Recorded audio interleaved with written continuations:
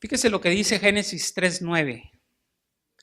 Mas Jehová Dios llamó al hombre y le dijo: ¿dónde estás tú? ¿Me ayuda a leerlo?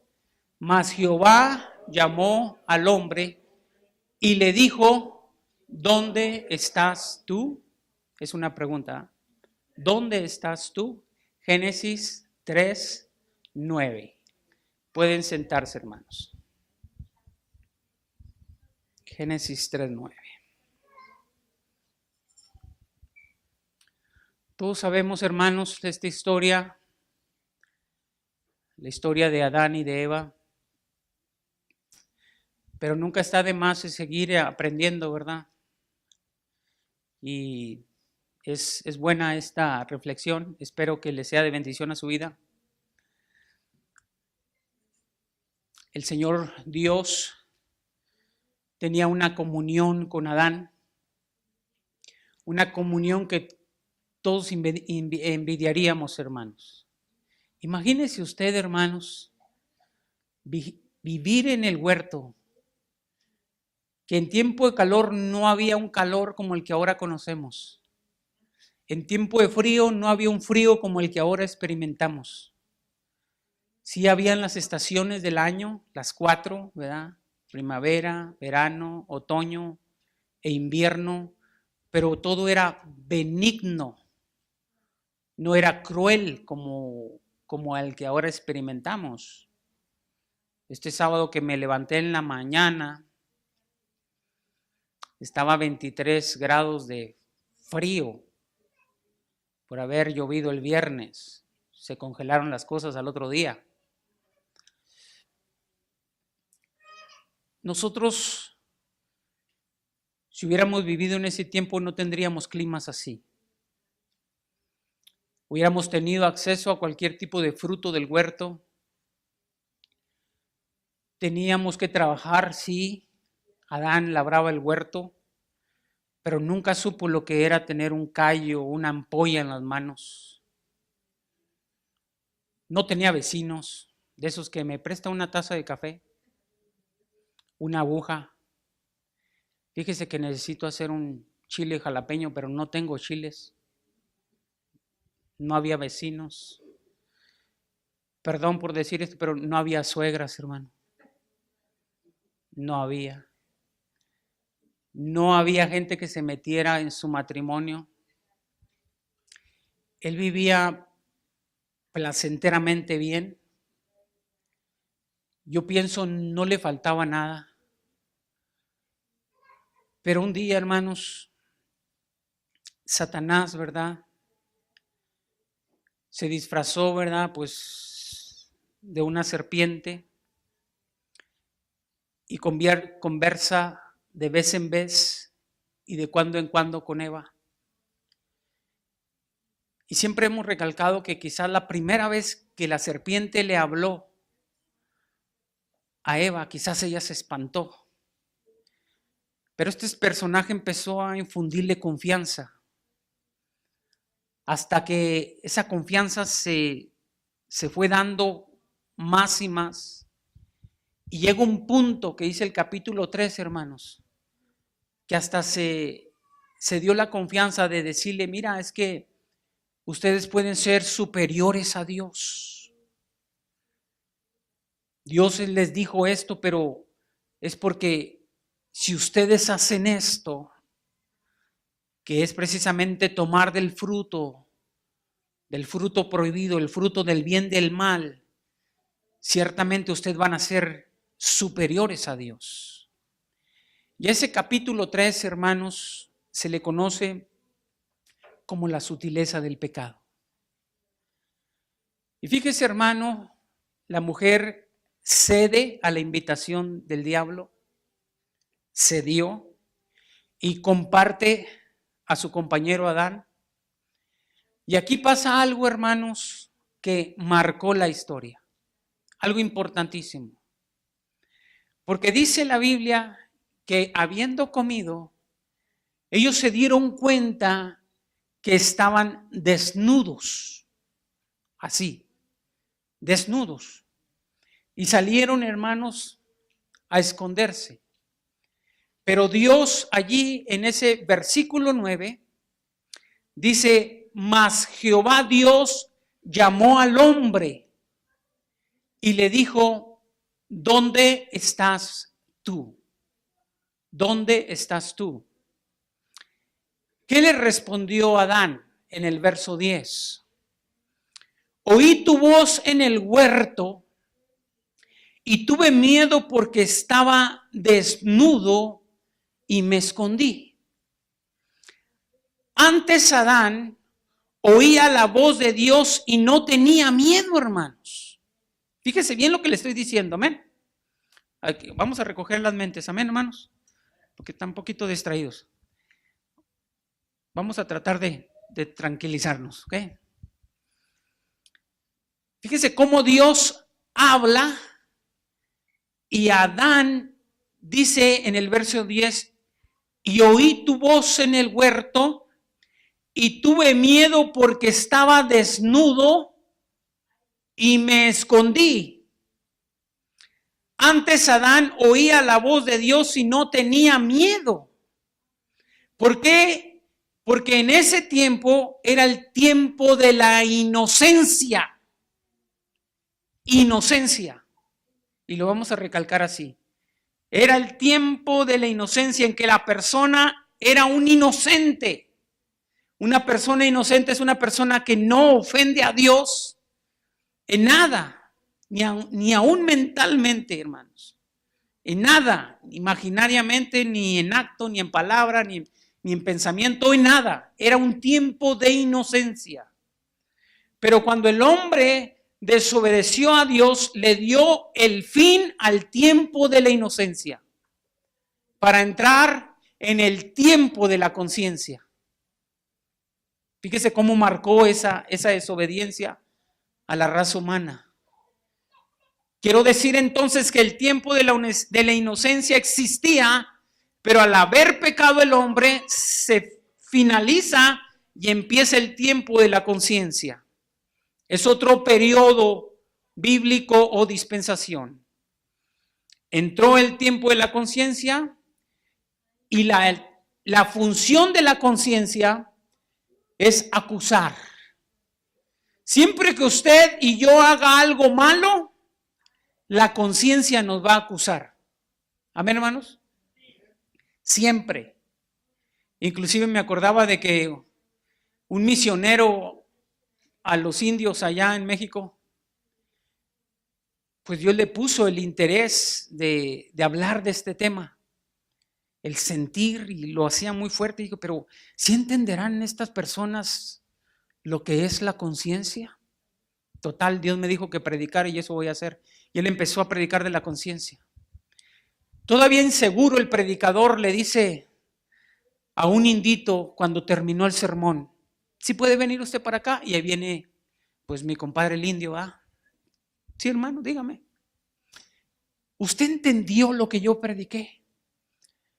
Y dice el indito, sí, hermano, sí lo entendí. ¿Usted entendió lo que es la conciencia? Sí, hermano. A ver, explíquemela. Y con las puras palabras, hermanos, y la capacidad de esta persona dijo, mire, hermano, yo entiendo que la conciencia es un perro que no deja de ladrar. Así de sencillo. Que cuando hacemos algo, se va a activar y nos va a empezar, hermanos, a ladrar. Nos va a empezar a decir, ¿sabes qué? Tú estás haciendo las cosas mal. Listen, tiene que hacer las cosas así. Nos indica cómo hicimos las cosas y no las deberíamos de haber hecho así o dicho. Pero después nos empuja a la reflexión a que tendríamos que hacer las cosas de esta manera. Y esa es la voz de Dios interna en cada uno de los seres humanos. Se llama conciencia. Amén, hermanos. Entonces Adán y Eva, permítame que me regrese poquito. Vivían en el tiempo de la inocencia y por haber pecado finaliza ese tiempo y empiezan con el tiempo de la conciencia. Conciencia, inocencia, no se confunda.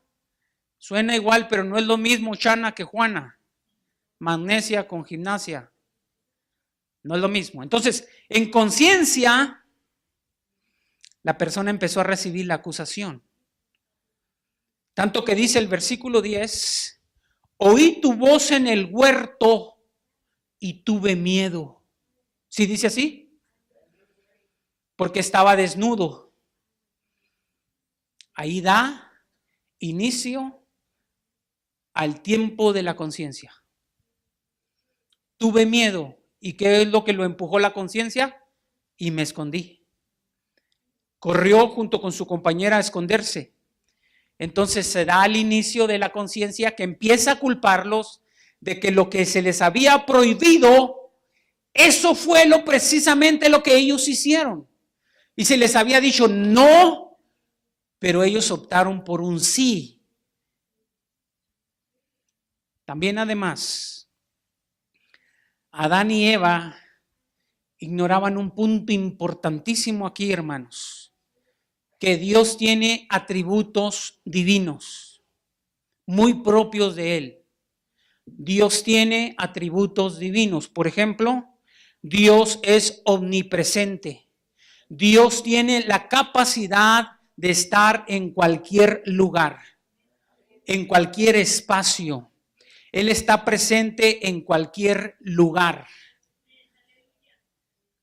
Entonces, ¿por qué les preguntó dónde están? Para darles la oportunidad a ellos que contestaran, no porque Dios lo ignoraba. ¿Cómo se abría una conversación?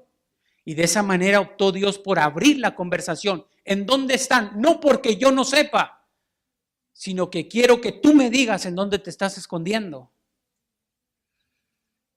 Se les olvidaba que Dios es omnisciente, que significa Él todo lo sabe. Él nada lo ignora. También se les olvidaba que Dios es omnipotente, que quiere decir que Él todo lo puede. No hay nada que Él no pueda hacer. Por eso nadie puede decir, lo que yo digo, Dios no lo oye. Lo que yo hago, Dios no lo sabe. Nadie en el planeta puede decir eso, hermanos. Absolutamente. ¿Por qué? Porque Dios siempre está oyéndonos y viéndonos y tomando en cuenta todas las cosas. ¿Y sabe por qué? No tanto para premiarnos, porque ya que la mayoría de las cosas que hace el ser humano por tendencia natural es inclinado al mal. Por lo tanto, allí Dios no va a llamar a un testigo cuando nos juzgue, ya que Él está presente viendo y oyendo todas las cosas que nosotros hagamos. Así que Dios todo lo sabe y Dios todo lo oye. Y a veces como cristianos, hermanos, se nos olvida que Dios nos ve. Sí, a veces. Quiero pensar eso. Que no digan amén. A veces se nos olvida que Dios nos ve y que Dios nos oye.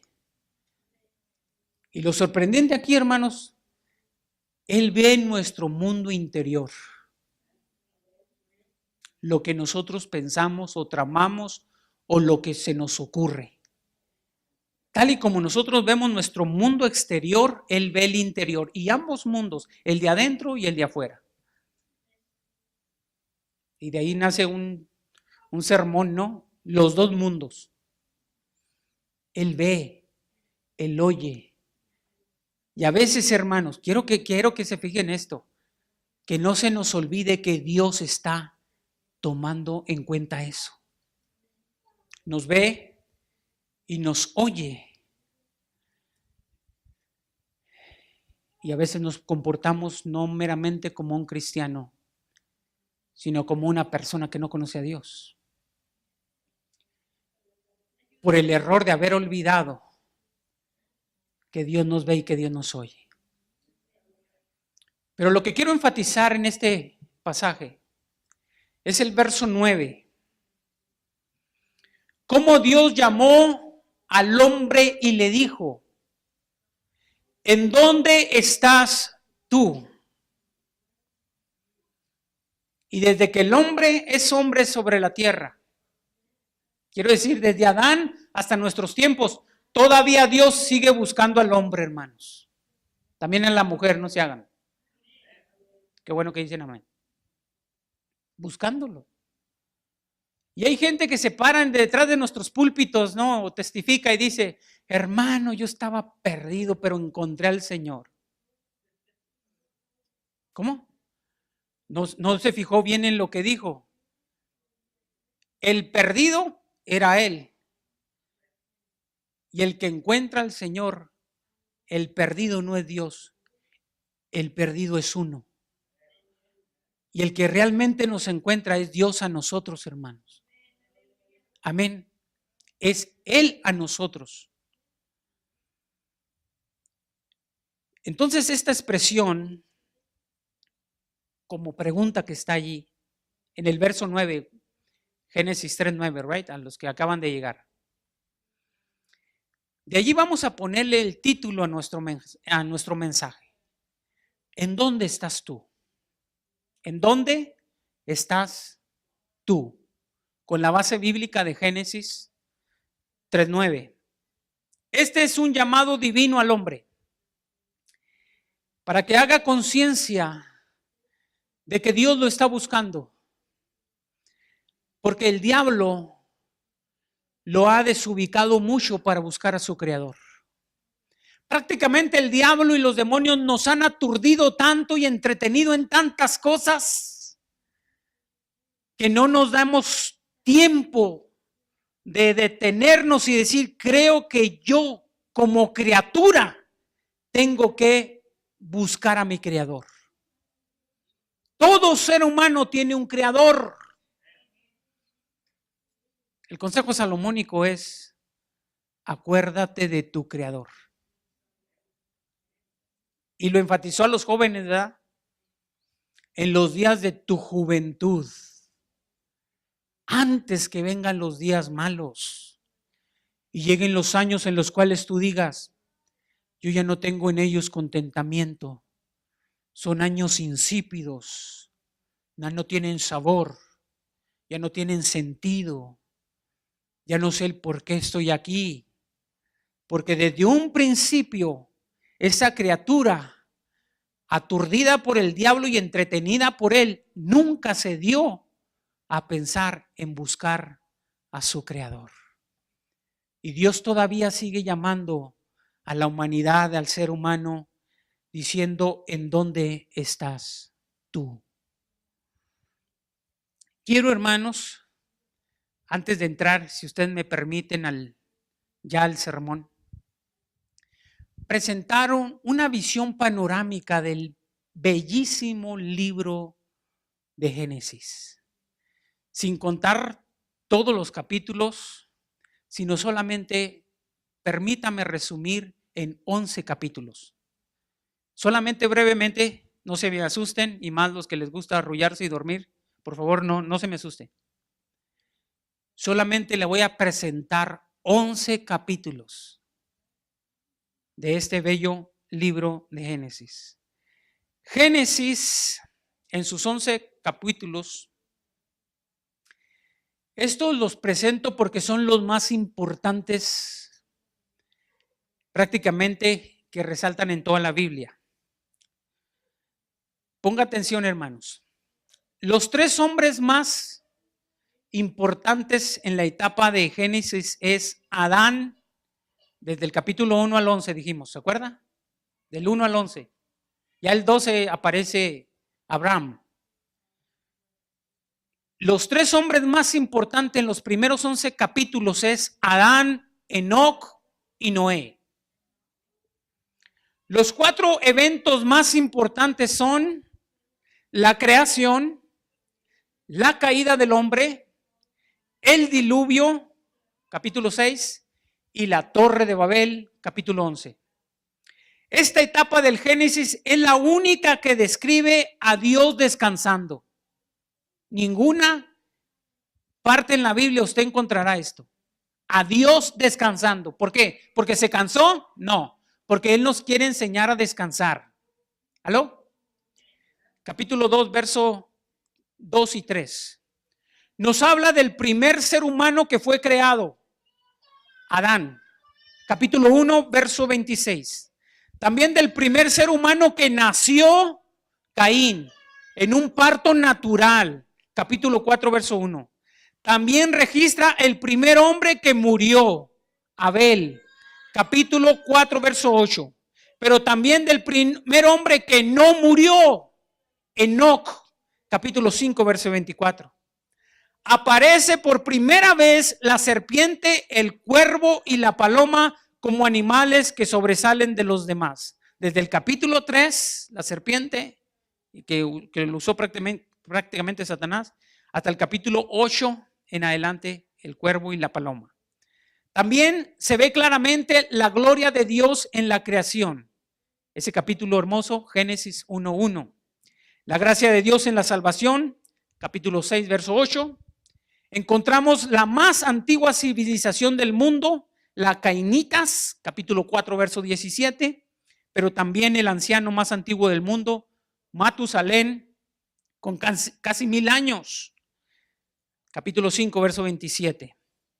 En esta etapa de la Biblia se describe la primera boda, capítulo 2, verso 23 al 25, el primer asesinato, capítulo 4, verso 8, la primera promesa mesiánica o del Mesías, del Cristo que habría de venir, capítulo 3, verso 15, pero también de la ilustración de la primera religión humana, las hojas de higuera cubriendo la desnudez de Adán y Eva. Ahí aparece la primera ilustración de lo que es una religión. Fíjese. La religión humana, pero después aparece una religión divina que pone el Señor con pieles de animales tapando la desnudez de alguien que cometió una falta. Capítulo 3, verso 7 hasta el versículo 21. Ahora, aquí quiero que hagamos una pausa. Notemos que el hombre tapa su desnudez usando hojas. Cometen una falta y se dan cuenta que tienen conciencia que los acusa y que corren a esconder su vergüenza. ¿Y con qué nos tapamos? Y usan hojas de higuera y las cosen para tapar su desnudez, ¿verdad? Eso es lo que ilustra una religión humana. Listen, por favor. Eso es lo que ilustra una religión humana. Usar algo que tape la vergüenza del ser humano ante una falta ante su Dios, ante Dios. Pero Dios opta por algo más. Esto quiero que hagan para que sea como vamos a poner la palabra, una religión. Algo que los liga entre ustedes y yo y ustedes. Van a matar a un animal y esa sangre va a cubrir la falta de ustedes y con los cueros o la piel de ese animal ustedes van a ser vestidos para que cubra su vergüenza. ¿Entendemos, hermanos? Eso es lo que demanda Dios.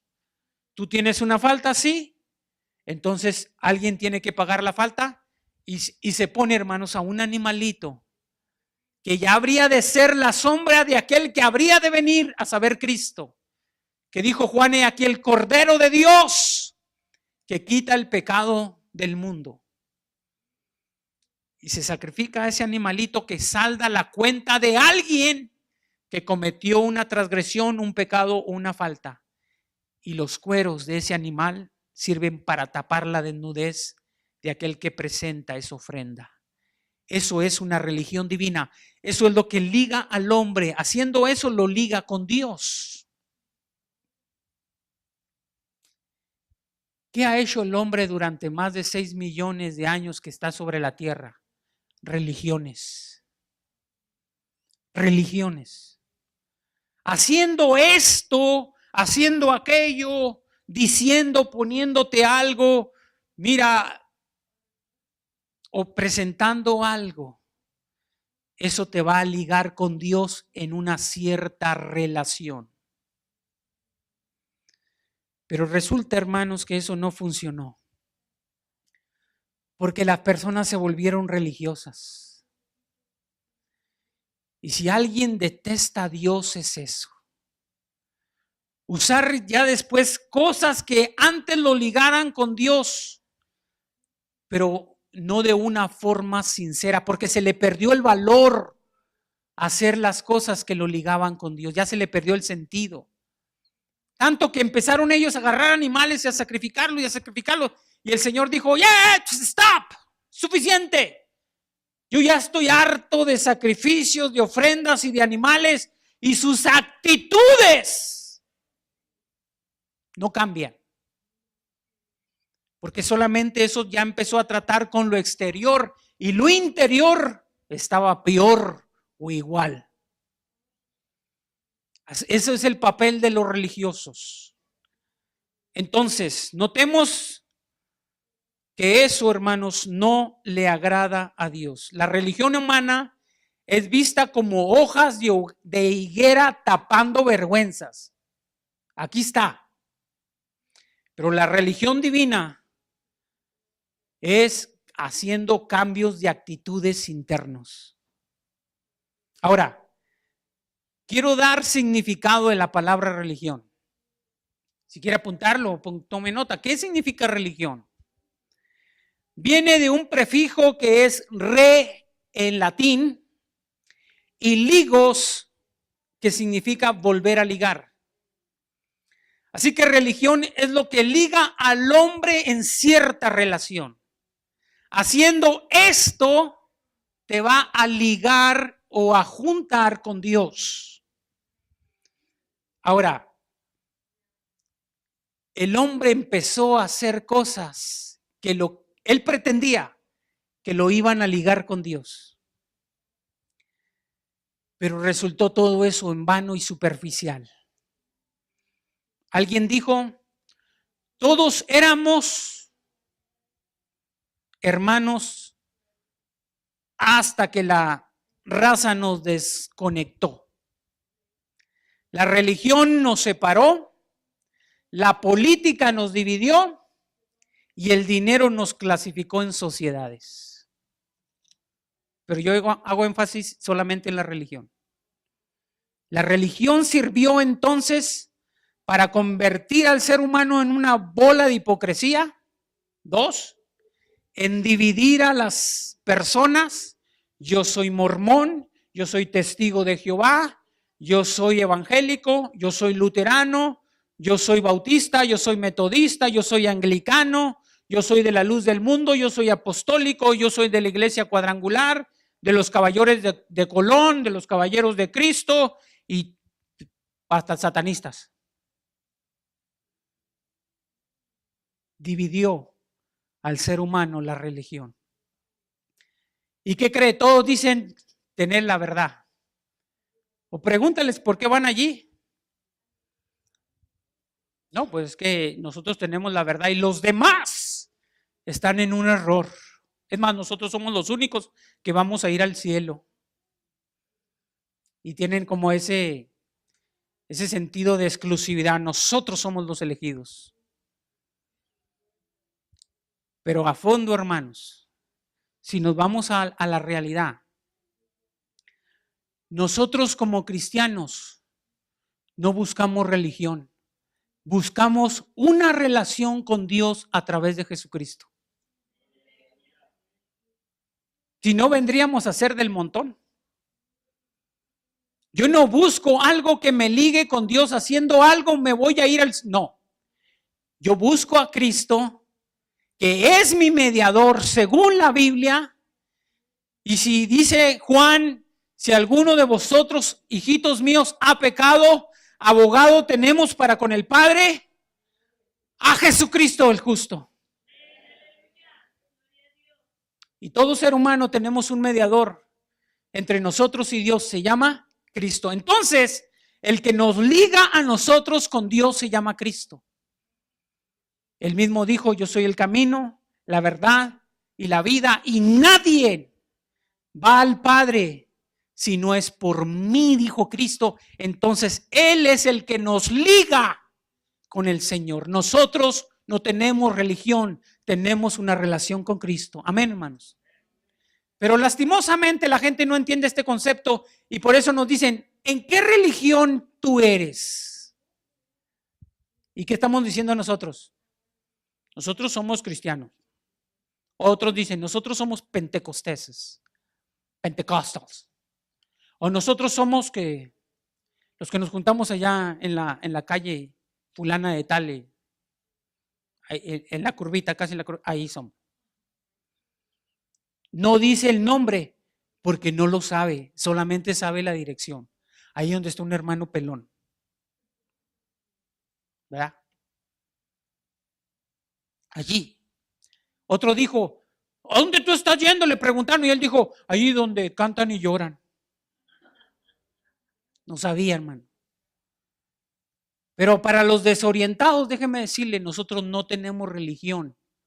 Tenemos una relación con Dios por medio de Cristo. Amén. Entonces quiero volver al punto que estábamos tratando. Solamente perdón por explicar esto, pero hermanos, necesitamos. El Señor preguntó en el verso 9, ¿en dónde estás tú?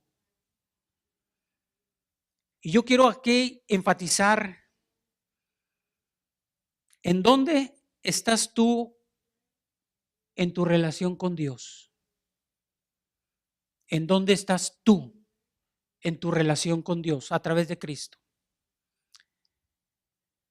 Todo cristiano tiene que saber que es salvo por gracia, hermanos. Así dice la Biblia, ¿no? Efesios 4:8. Por gracia, porque por gracia sois salvos por medio de la fe. Esto no es de vosotros, pues es un don de Dios y no por obras para que ninguno se gloríe. Mira, Señor, le vi a un viejito y le di $100. ¿Me voy a ir al cielo? Y entonces, ¿para qué fue Cristo a morir en la cruz? Vi a un desamparado y le di un turqui, porque no nos lo acabamos en la casa. Y que di ropa, limpié mi closet y se lo di al ejército de salvación. Y que yo esto y que yo el otro y que... No, hermanos. Si haciendo obra nos fuéramos al cielo, muchos de los que estamos aquí ya nos hubiéramos ido, ya ganadito el tiquetito y todo. Aquí está. Pero no es por eso, sino por gracia. Y todo creyente tiene que saber, estar ubicado que usted es salvo por gracia. A través de Cristo. Pero que esa salvación que recibimos por gracia, también, así como se recibe, se puede perder si no se cuida. Nosotros sí creemos que la salvación se pierde. Hay mucha gente que ahora está predicando por todas partes la salvación, no se pierde. ¿Y por qué dice la Biblia que cuidemos la salvación con temor y temblor? ¿Por qué dice? Porque se pierde. ¿Por qué dice la Biblia que horrenda cosa es caer en las manos de un Dios vivo? Porque hay gente que juega con las cosas de Dios, creyendo que la salvación no se pierde. Déjame decirle que sí. Entonces la Biblia nos llama a que cuidemos nuestra salvación, a que tengamos cuidado con lo que estamos haciendo y nos advierte que tomemos las cosas en serio. Servimos a un Dios vivo. Claramente advierte que con las cosas de Dios no se juegan. Aló. Tenemos que ser cristianos que sigamos fielmente el ejemplo de Cristo. Tengamos una vida transparente, sencilla, humilde, que seamos cristianos comprometidos con Dios en fidelidad y en constancia. Porque con el paso del tiempo, ¿qué cree? Parecemos como los carros viejos, hermanos, ya. Que empezamos a cascabelear y a tirar aceite. Y a veces duramos más abajo del carro que arriba. Es más, a veces lo empujamos al carro. No, vieja, dale a la derecha y la vieja ya enfrente. El carro no funciona y la gente está atrás apuchándolo. Hay cristianos que se estancan. Hay cristianos que caen en rutinas. Lamentablemente ya no sienten la presencia de Dios porque no la cuidaron, como antes la sentían. Orar, leer la Biblia, congregarse. Usted sabe, tener su devocional personal en su casa y su devocional congregacional en la iglesia. Se pierde el sentido, las cosas, el humor para hacerlas, la constancia para buscar a Dios, y aquello, hermanos, de ser un fogonazo tremendo, se convierte en un cerillo que está pronto a apagarse. Si no es que ya se apagó. Porque viene el diablo y sopla, ¿no? Y el gozo se fue.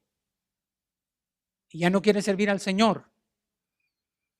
Nosotros, dijo el apóstol Pablo, no somos de los que retrocedemos, de los que volteamos para atrás, hermano. No, Señor. Ya una vez puestas las manos en el arado, hermanos, al frente. Para ser digno, dijo Cristo, el reino de los cielos. El que tiene las manos en el arado y voltea hacia atrás no es apto para el reino de los cielos. No es apto. Porque imagínense estar sirviendo al Señor aquí y de vez en cuando estar trayendo a la memoria. Yo me acuerdo cuando bailaba ya con la comadre. Y los nombres, qué pachangones. Y aquí los hermanos, con que yo siento gozo, el mi alma. No, hombre, aquellos sí eran fiestas. Hasta la 1, 2 de la mañana.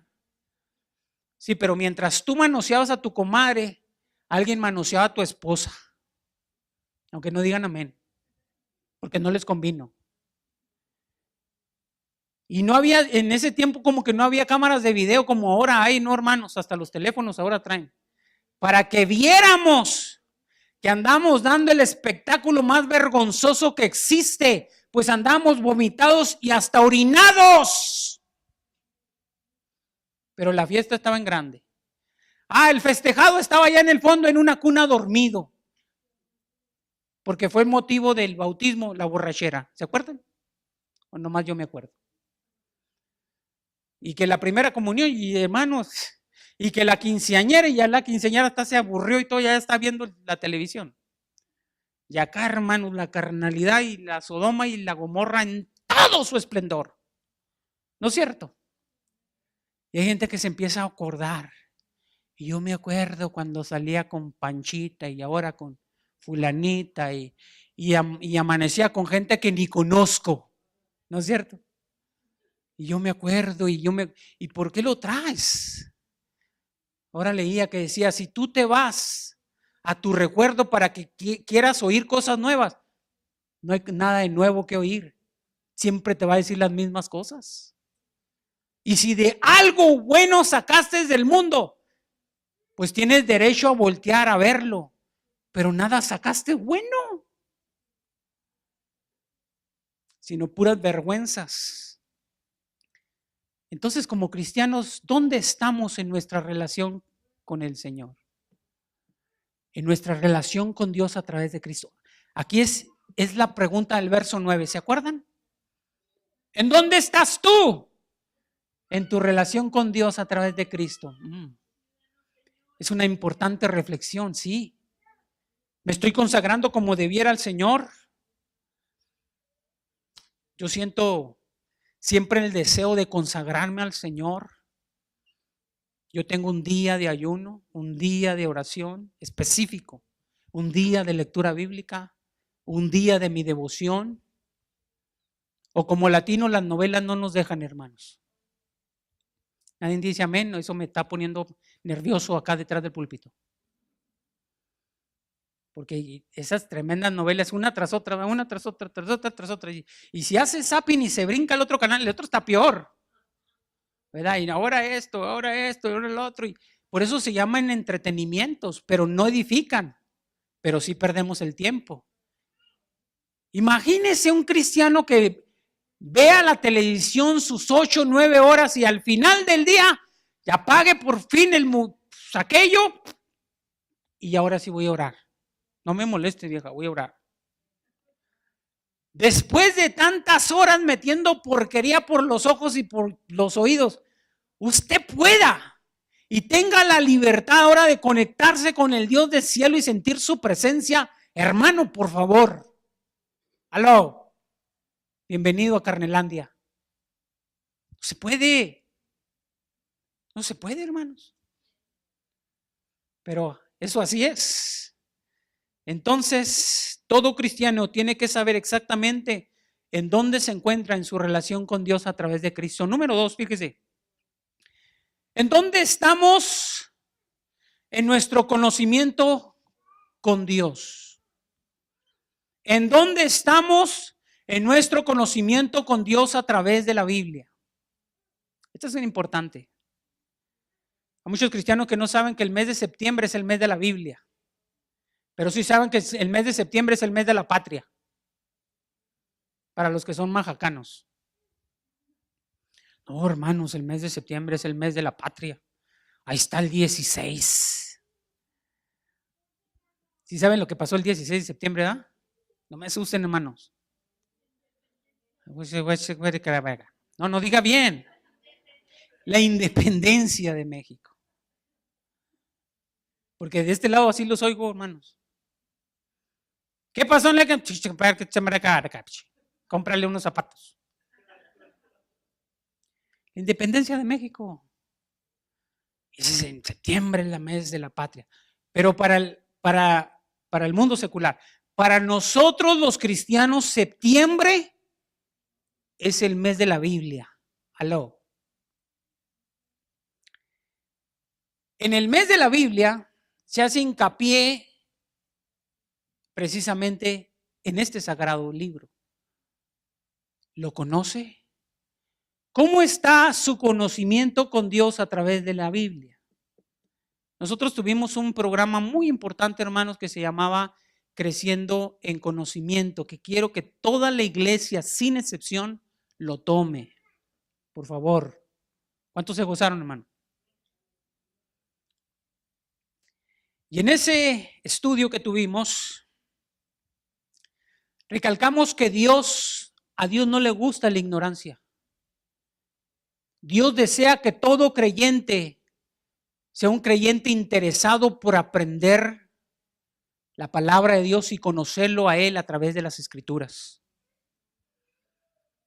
Nosotros, ¿dónde estamos en ese conocimiento con Dios? ¿Cuántas veces al año realmente leemos la Escritura? Realmente.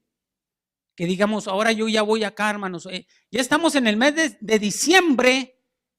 Ya es para que estuviéramos acabando este libro. Apocalipsis. Ya estaríamos en Apocalipsis. Si alguien le preguntó alguna vez algo acerca del libro y usted no supo, es realmente vergonzoso. Pero yo quiero que usted, lo que usted va a oír, lo apunte, por favor. ¿Cuántos libros tiene la Biblia? Pregunta. Respuesta, 66 libros. ¿Sí están apuntando, ah? Atrasito de la Biblia, ahí están las hojas en blancos. ¿Cuántos libros tiene la Biblia? 66. ¿Cuántos libros tiene el Antiguo Testamento? 39 libros. ¿Cuántos libros tiene el Nuevo Testamento? 27 libros. ¿En qué idioma fue escrito el Antiguo Testamento? En hebreo y arameo antiguo. Por favor, ahí apunte. ¿En qué idioma fue escrito el Nuevo Testamento? En el griego koiné. Y esa palabra koiné significa en el griego común. Griego koiné, griego común. Ahora, si nos vamos a esa definición koiné, usted va a encontrar que así como nosotros en el idioma que tenemos, en el latín vulgar que hablamos, porque ni siquiera es latino, sino latín vulgar. ¿Cómo estás, gacho? Súbete para arriba, bájate para abajo, salte para afuera, vente para adentro. Eso no existe, hermano. Esas son vulgaridades. Pero así nos enseñaron. Y así aprendimos. Aprendimos mal porque nos enseñaron mal. Nadie dice amén, pero porque no les conviene. Pero fíjese, Igual en el griego koiné, había gente de la alta sociedad que hablaba un griego muy refinado. Habría un griego que se hablaba en las cortes, en los juicios, en las penalidades. Que la gente, ¿qué es eso? ¿Qué es esa palabra? No entendían porque era propio de ese lugar. Pero había un griego, hermanos, que se usaba como en los filósofos griegos agarraban como una corriente así de un griego que, ay Dios, ¿qué estás diciendo? Y aquel Sócrates pues lo sorprendió diciendo, yo solo sé que no sé nada. ¡Qué profundidad! Y había un griego de los campesinos, de la clase pobre, baja. Entonces cuando se escriben las escrituras, se escriben en diferentes griego koiné, el griego común. En el Nuevo Testamento se escribió así. ¿Cuáles son las divisiones del Antiguo Testamento? Por favor, ahí a los que están anotando. El Pentateuco, desde el Génesis hasta el Deuteronomio, 5 libros. Libros históricos, desde Josué hasta Esther, 12 libros. Los libros proféticos, desde Job hasta el Cantar de los Cantares, 5 libros. Ahí lo están marcando. Los profetas mayores, desde Isaías hasta Daniel, 5 libros. Y por último, los profetas menores, desde Oseas hasta Malaquías, 12 libros. Esas son las divisiones del Antiguo Testamento. Nuevo Testamento y sus divisiones. 4 evangelios, desde Mateo hasta Juan. Un libro histórico, Hechos. ¿Quién fue el autor? Lucas. 9 cartas paulinas, desde Romanos hasta Segunda de Tesalonicenses. 5 cartas o epístolas pastorales, desde Timoteo hasta Hebreos. 7 epístolas universales, desde Santiago hasta Judas. Y un libro profético, Apocalipsis. Hay gente que cuando le tocan la puerta no abre porque son los testigos de Jehová y no sabe qué contestarles. No, hermano, ¿cómo cree? Y más si son los mormones tan tercos.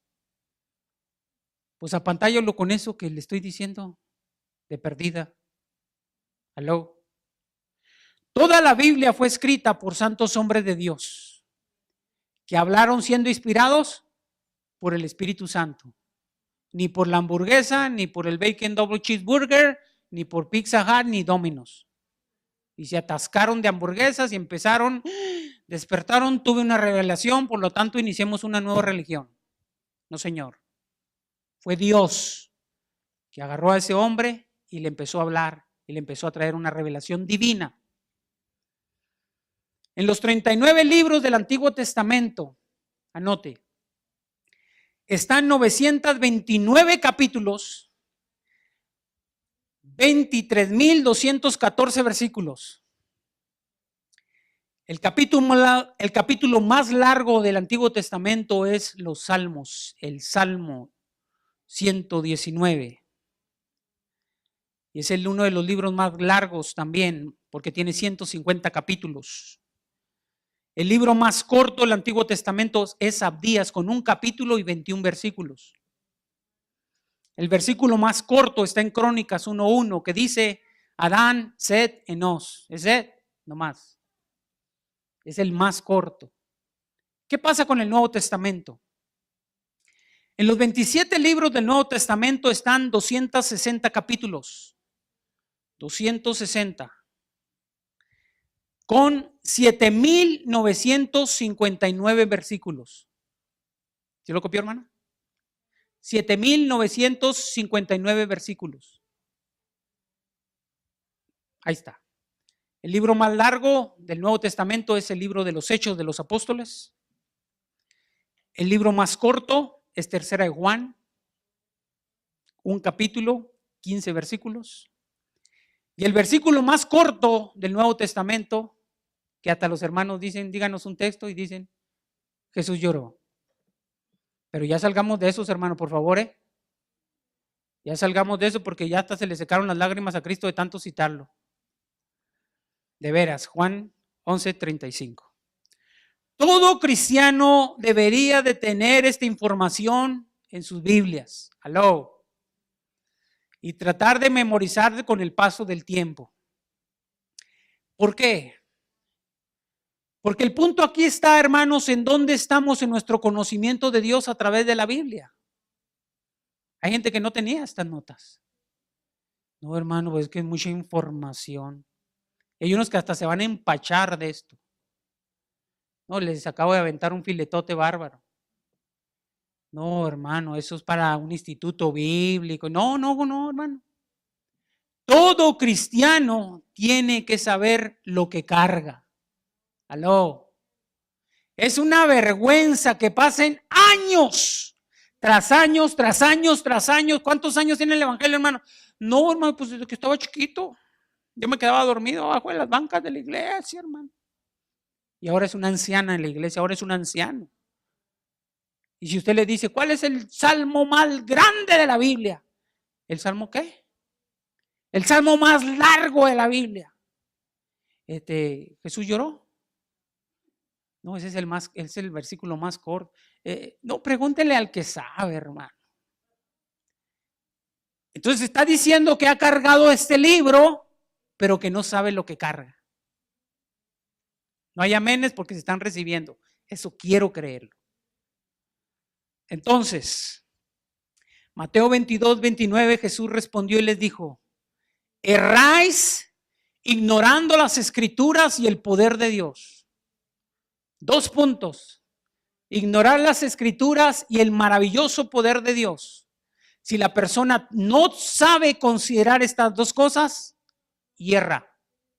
Y la palabra errar significa pecado.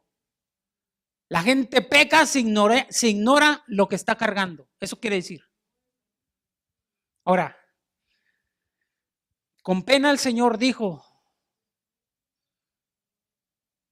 de los judíos que caminaron en el desierto por 40 años. Así con pena, mi pueblo pereció por falta de conocimiento. ¿Cuál sería el concepto de Dios ahora de la iglesia moderna? Igual. Porque la iglesia moderna, oiga hermano, que no lo inviten a un concierto porque hasta nos trompezamos. ¿Dónde? Allá, 1 hora y media y hasta allá van. 2 horas, 3. Cuesta $50 el ticket. No importa, hermano. Pero invítelas a un estudio bíblico. Traen almohada. No más le falta la cobija. Aló. Ay Dios, yo estoy viendo los puros cuerpos y nobody there. ¿Hay alguien aquí? No me asusten, hermanos. Que haya interés por aprender. Amén. Cristo dijo, ¿cómo me gusta ese versículo? Juan 5:39. Escudriñar las escrituras porque a vosotros os parece que en ellas tenéis la vida eterna y ellas son las que dan testimonio de mí. Juan 5:39. ¿Por qué me lo sé? Porque cuando me llevaban a la iglesia, que estaba tomatito, dicen uno, estaba chico. Véngase muchachos, me decía mi tía, véngase. Nosotros éramos muy bien malcriados y viendo, es más, llego a creer que estamos endemoniados, hermano. Pero nos llevaban a la iglesia y estábamos allí y decían, a ver, ¿cuál es el lema? Y nosotros decíamos, una escuela dominical en cada comunidad de nuestra patria. ¿Qué más? Fidelidad a Dios y lealtad a la escuela dominical. Y lo dijimos por año. ¡Texto! Escudriñad las escrituras porque a vosotros os parece que en ellas tenéis la vida eterna y ellas son las que dan testimonio de mí. Juan 5:39. ¿Sí están aquí, verdad? Pero a fondo, ¿sabes lo que estás diciendo? Hello. Escudriñar es más que leer. Leer cualquiera lo hace, hasta un perico. Pero escudriñar es, mira lo que dice aquí y te vas a empujar a esto y a esto, a textos que se enlazan con un tema o que prácticamente son versículos temáticos que te avientan de un libro a otro y te mandan por el autobús bíblico para que tú saques la enseñanza de dicha doctrina presentada por la Biblia. Eso es escudriñar. A la mayoría de nosotros no nos gusta. Por eso la pregunta está allí. ¿En dónde estamos en nuestro conocimiento con Dios a través de la Escritura? Deme un minuto más, por favor. Número 3. ¿En dónde estamos en nuestra santidad con Dios? ¿En dónde estamos en nuestra santidad con Dios? Y el Señor nos dijo que sin santidad nadie le vería. Y bienaventurados los de limpio corazón, porque ellos verán a Dios. Y si alguien nos pregunta, ¿usted quiere ir al cielo? Todos vamos a decir que sí. ¿Usted quiere ver a Dios? Por supuesto. Pero no queremos convencer al alma que use correctamente el cuerpo viviendo santamente en un mundo perdido. Porque son el desorden que hace el alma usando incorrectamente este cuerpo el que nos hace vivir de una forma que no agrada a Dios. El cuerpo desea placer, pero no es meramente el cuerpo porque es la funda del alma, acuérdese. Entonces es el alma la que usa el cuerpo incorrectamente, ¿verdad? De que quieres dormir más, ay, a gusto. ¿Y quién no quiere dormir más ahorita, hermanos, con este frío? ¿Cuántos les gusta levantarse mañana a las 5 de la mañana? Y luego un shower. Y luego lavarse sus dientitos y una rasuradita, pues para los que tenemos bigote, ¿va? Las hermanas que tienen bigote o no, no sé, no, eso es otra cosa. Y su rasuradita, hermanos. Y luego sus 7 machos, se viste, se pone su uniforme y a las 6 abre ahí el negocio. Hay gente que dice, no, mándenme a las 9. ¿Por qué? Porque la carnita pues desea las cobijitas, hermano. La almohadita, el cobertor, ¿verdad? Ahí a gusto. La pijamita, con Winnie Pooh y los ositos. ¿Y qué le dijo el profeta a muchos? Porque lo oí, hermanos. El hermano estaba orando por unos y dijo, el Señor el martes te quiere a las 3 de la mañana. Y las hermanas volteaban. ¿De veras? Muy temprano. No, y luego el hermano seguía orando por la gente. Me consta, estoy diciendo eso porque me consta. Me están viendo así como que. Iba el hermano oraba y el Señor les decía al Señor le decía al hermano, ok, el Señor te quiere el martes a las 2 de la mañana. Y los hermanos, no hay manera que negociemos un poquito más tarde, porque a la carne no le gusta levantarse temprano. ¿A la carne usted cree que le gusta ayunar? A la carne le gustan los bufetes, hermano. Y estar pasando así que en la charola, ay Dios. Hasta chiquita se nos hace la charola, ¿verdad? Ay, Padre, ¿cómo no le ponen redilas a las charolas? Para echarle más. A la carne le gusta dormir más, comer más. A la carne le gusta vestirse bien. Oiga, hermano, ¿quién le gusta andar por favor? ¿Verdad? Vestir sus zapatitos, oiga, su perfumito. Y aunque tengamos roles de imitación, ¿no? Que nos vean así el roles aquí. Que nos vean, ¿verdad? Oh, el Cadillac, sí, pero es viejo el Cadillac, sí, pero traigo Cadillac. A la carne le gusta, ¿verdad? Así manejar con una mano y con la otra así. Que nos vean. Que hay billetes allí.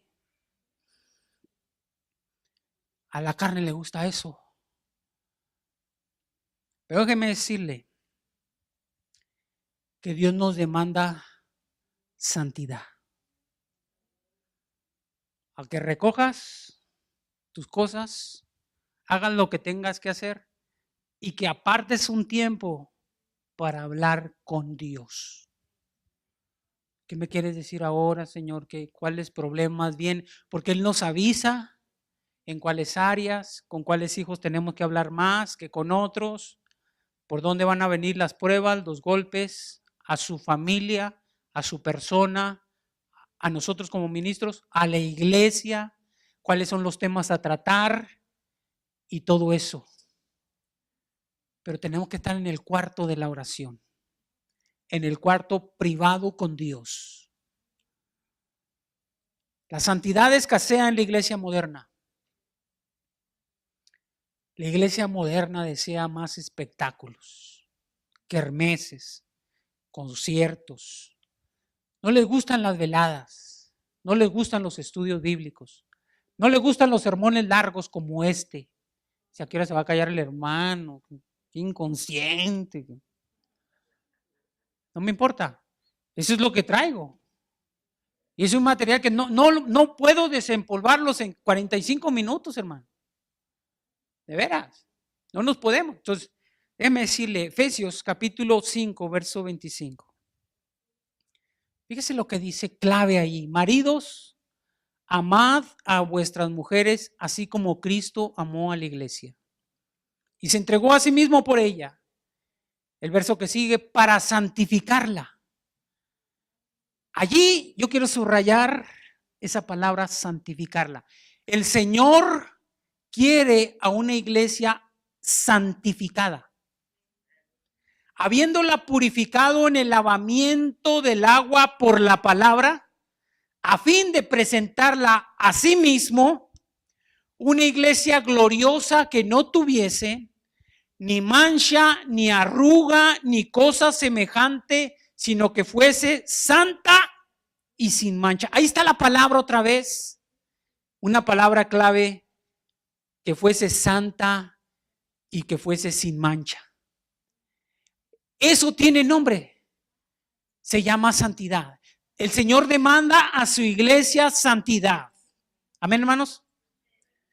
Entonces la pregunta aquí era, ¿en dónde estamos nosotros como iglesia en nuestra santidad con Dios? ¿Nos estamos santificando tal y como el Señor lo está demandando de nosotros? ¿O no estamos listos si Cristo viene? Y le podemos mandar un email, decirle ahora con la tecnología, Señor, por favor, no vengas porque todavía me faltan 2, 3 kermeses. Ir al mundo mágico de Carnelandia y tú sabes, me faltan 2, 3 resbaladas, 2, 3 tonterías por hacer, así que por favor, si tú vienes, me quedo aquí, yo no quiero, no vengas. ¿Por qué? Porque hay cristianos que no han sabido andar en santidad. No la conocen, no la practican. Y el Señor demanda de la iglesia que ésta sea santa y sin mancha. En los últimos tiempos la iglesia está tambaleándose con esa palabra. No le gusta. Efesios capítulo 2, verso 19. Así que ya no sois extranjeros ni advenedizos, sino conciudadanos de los santos. Fíjese qué título nos da.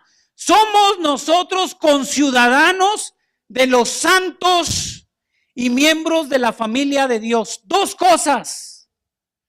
Si alguien dice, yo soy conciudadano de los Estados Unidos, de América, pero tampoco he perdido mi ciudadanía en México. Tengo doble ciudadanía. Déjeme decirle que si usted es un fiel cristiano, tiene triple ciudadanía. La celestial. Usted al recibir a Cristo y yo también, somos conciudadanos de los santos, de los que viven allá en la ciudad de Dios. Y dos, pertenecemos a la familia de Dios. Por lo tanto, se nos demanda a nosotros como iglesia que practiquemos la santidad. La iglesia, hermanos, abrazó las modas. Hermanos, están muy bonitas. ¿Encueradas? No. No puede venir una moda porque si la iglesia le gusta, abraza esa moda. Aunque no digan amén, pero espérenme. Entró la moda de los escotes y de las chiquifaldas. ¿Y qué cree? La iglesia no tardó para meterla. No sé si la hermana puede traducir eso también. Chiquifaldas, escotes. Ah, qué bueno que sí supo.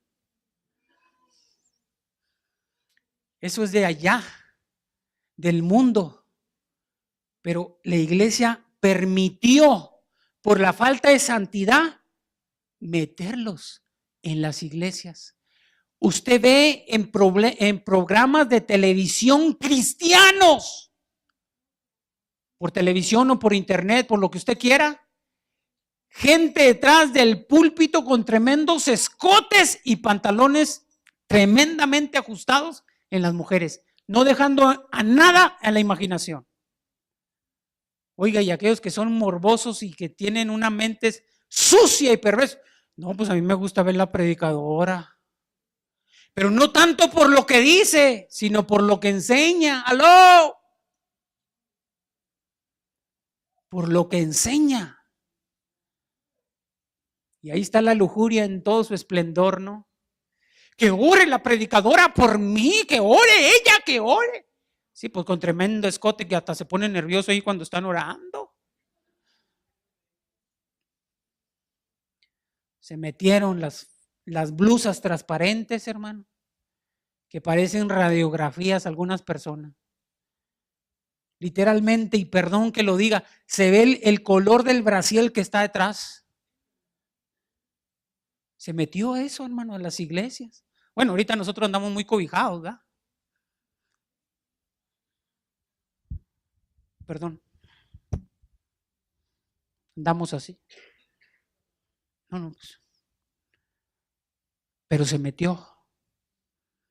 Las blusas transparentes, las chiquifaldas, las minifaldas, los aretes en los ombligos, los aretes en la lengua, en los labios. Eso es de los mundanos. No, ya se metió.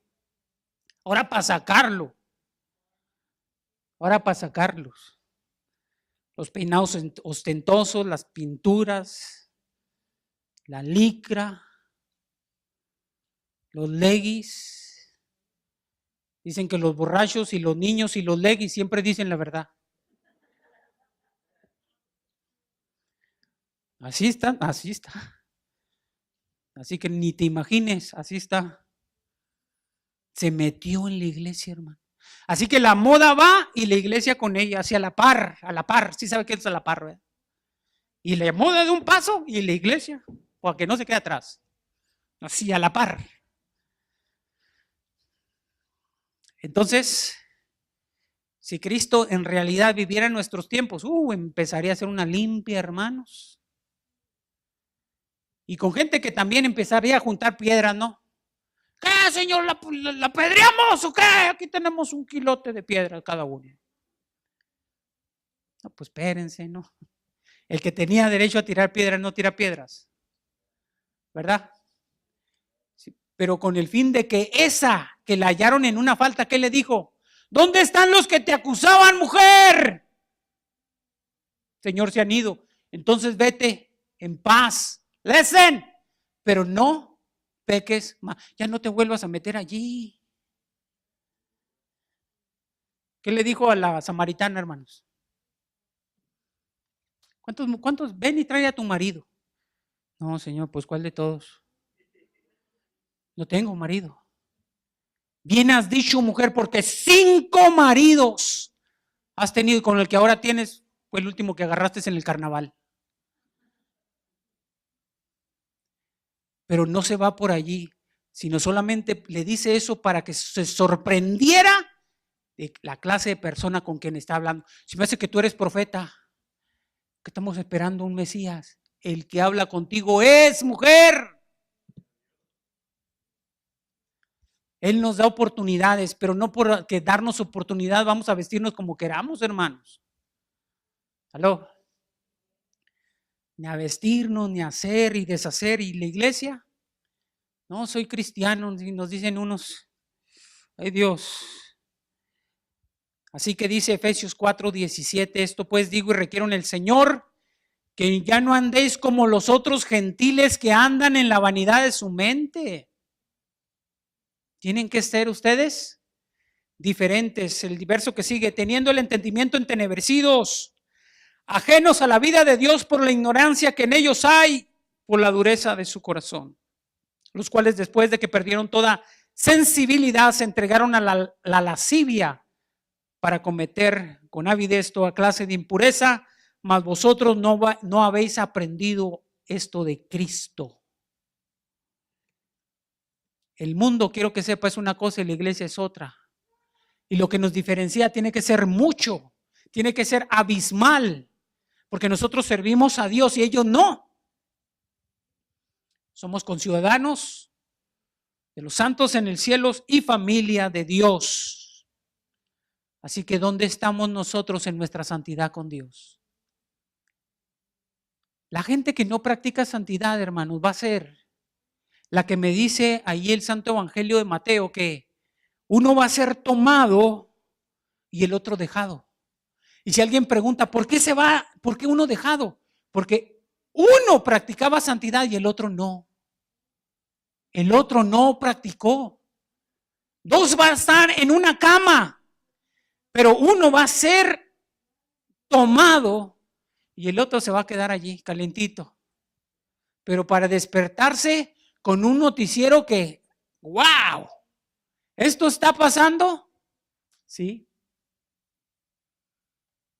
Una nueva religión mundial, ¿no?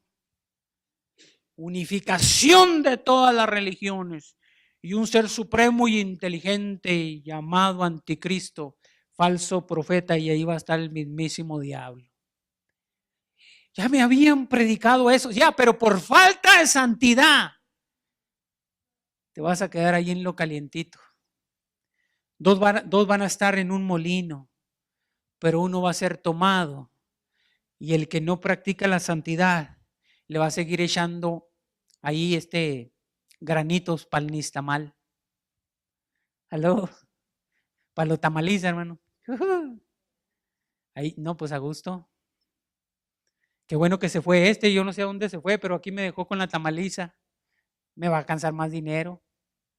Cuánta ignorancia, ¿no?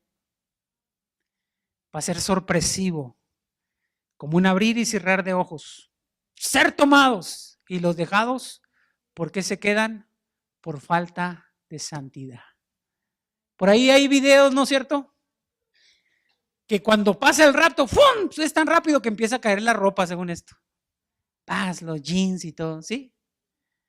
Pero ¿cómo no salen que también van a caer las dentaduras postizas y los peluquines y las extensiones del pelo? ¿Ah? Unas cosas así que son como silicones también. Porque no era de la hermana. No era. No era.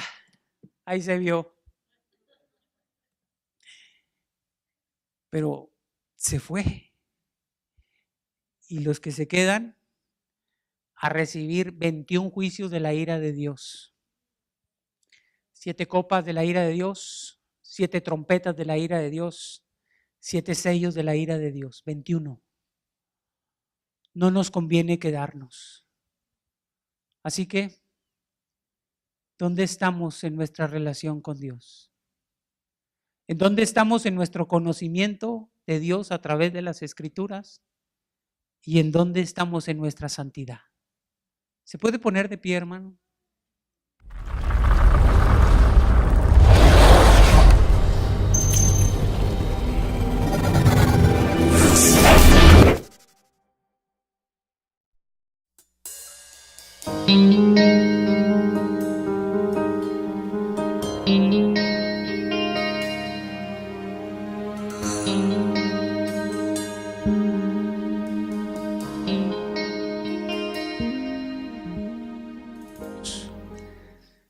Fíjese lo que dice Génesis 3:9. Mas Jehová Dios llamó al hombre y le dijo, ¿dónde estás tú? ¿Me ayuda a leerlo? Mas Jehová llamó al hombre y le dijo, ¿Dónde estás tú? Es una pregunta. ¿Dónde estás tú? Génesis 3:9. Pueden sentarse, hermanos. Génesis 3:9. Todos sabemos, hermanos, esta historia, la historia de Adán y de Eva, pero nunca está de más seguir aprendiendo, ¿verdad? Y es buena esta reflexión, espero que le sea de bendición a su vida. El Señor Dios tenía una comunión con Adán, una comunión que todos envidiaríamos, hermanos. Imagínese usted, hermanos, vivir en el huerto, que en tiempo de calor no había un calor como el que ahora conocemos. En tiempo de frío no había un frío como el que ahora experimentamos. Sí habían las estaciones del año, las 4, ¿verdad? Primavera, verano, otoño e invierno, pero todo era benigno. No era cruel como el que ahora experimentamos. Este sábado que me levanté en la mañana, estaba a 23 grados de frío por haber llovido el viernes. Del fruto prohibido, el fruto del bien y del mal, ciertamente ustedes van a ser superiores a Dios. Y ese capítulo 3, hermanos, se le conoce como la sutileza del pecado.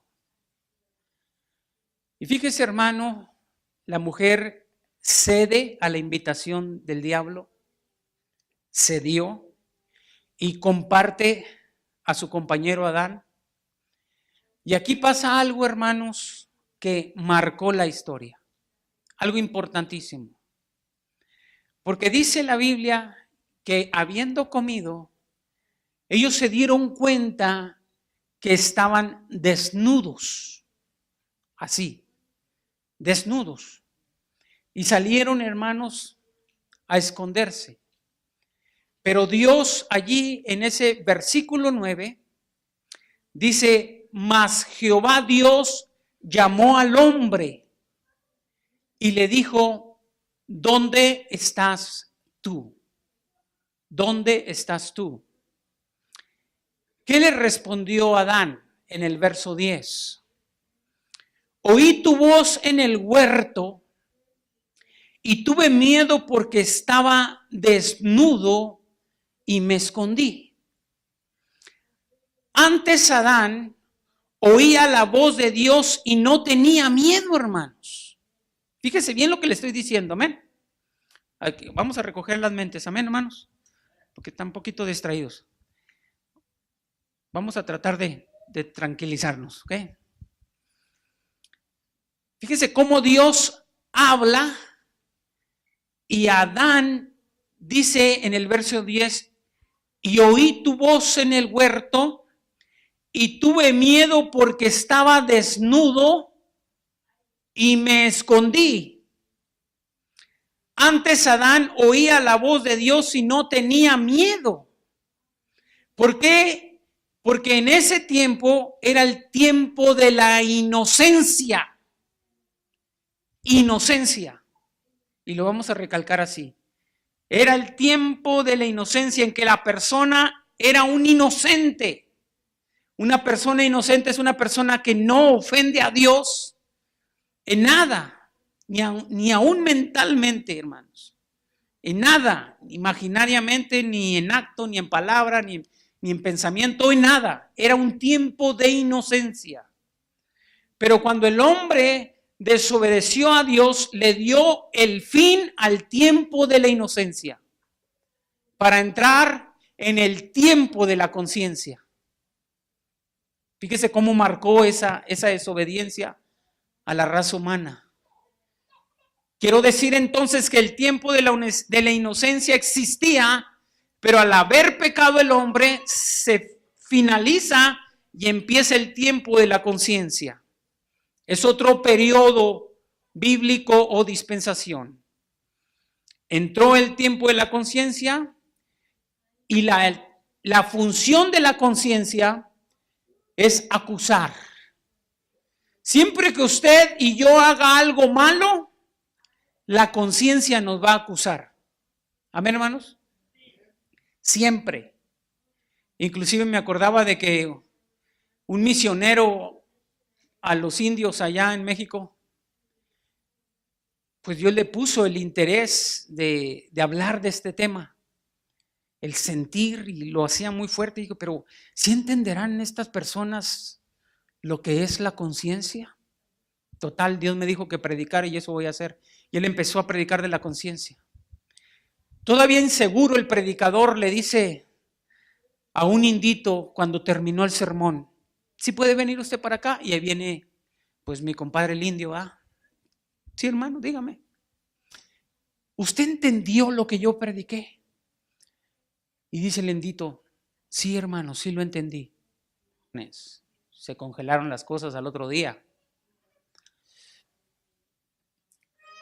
Nosotros, si hubiéramos vivido en ese tiempo, no tendríamos climas así. Hubiéramos tenido acceso a cualquier tipo de fruto del huerto. Teníamos que trabajar, sí.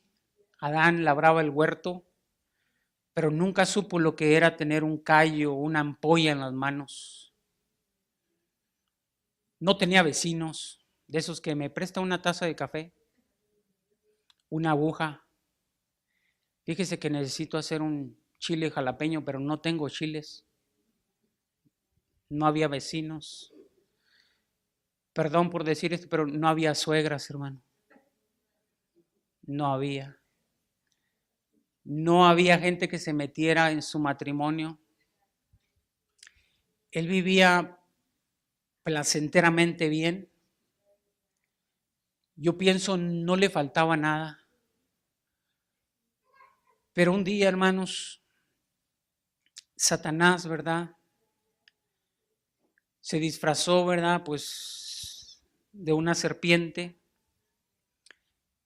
y conversa de vez en vez y de cuando en cuando con Eva. Y siempre hemos recalcado que quizás la primera vez que la serpiente le habló a Eva, quizás ella se espantó. Pero este personaje empezó a infundirle confianza, hasta que esa confianza se fue dando más y más. Y llega un punto que dice el capítulo 3, hermanos, que hasta se dio la confianza de decirle: mira, es que ustedes pueden ser superiores a Dios. Dios les dijo esto, pero es porque si ustedes hacen esto, que es precisamente tomar del fruto. ¿Usted entendió lo que es la conciencia? Sí, hermano. A ver, explíquemela. Y con las puras palabras, hermanos, y la capacidad de esta persona dijo: mire, hermano, yo entiendo que la conciencia es un perro que no deja de ladrar. Así de sencillo. Que cuando hacemos algo, se va a activar y nos va a empezar, hermanos, a ladrar. Nos va a empezar a decir: ¿sabes qué? Tú estás haciendo las cosas mal. Listen, tienen que hacer las cosas así. Nos indica cómo hicimos las cosas y no las deberíamos de haber hecho así o dicho. Pero después nos empuja a la reflexión a que tendríamos que hacer las cosas de esta manera. Y esa es la voz de Dios interna en cada uno de los seres humanos. Se llama conciencia. Amén, hermanos. Entonces Adán y Eva, permítame que me regrese poquito, vivían en el tiempo de la inocencia y por haber pecado finaliza ese tiempo y empiezan con el tiempo de la conciencia. Conciencia, inocencia, no se confunda. Suena igual, pero no es lo mismo Chana que Juana. Magnesia con gimnasia. No es lo mismo. Entonces, en conciencia, la persona empezó a recibir la acusación. Tanto que dice el versículo 10, oí tu voz en el huerto y tuve miedo. ¿Sí dice así? Porque estaba desnudo. Ahí da inicio al tiempo de la conciencia. Tuve miedo. ¿Y qué es lo que lo empujó la conciencia? Y me escondí. Corrió junto con su compañera a esconderse. Entonces se da al inicio de la conciencia que empieza a culparlos de que lo que se les había prohibido